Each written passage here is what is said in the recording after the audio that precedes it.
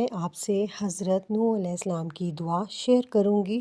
جب حضرت نوح علیہ السلام مشکل میں تھے تو انہوں نے یہ دعا پڑھی اور پھر اللہ تعالیٰ نے ان کی مدد فرمائی۔ دعا کا وظیفہ انتہائی پاورفل اور مجرب وظیفہ ہے جو سخت سے سخت مشکل، پریشانی، مصیبت، گھبراہٹ یا کوئی ایسا معاملہ ہو جس کی وجہ سے آپ کی زندگی پریشانی میں گزر رہی ہو، تو انشاءاللہ تعالیٰ اس وظیفے سے اللہ تعالیٰ آپ کی مشکلات کو حل فرمائے گا۔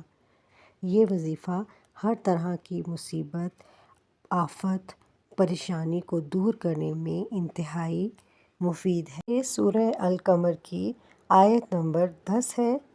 بسم اللہ الرحمن الرحیم، ربی انی مغلوب فانتصر۔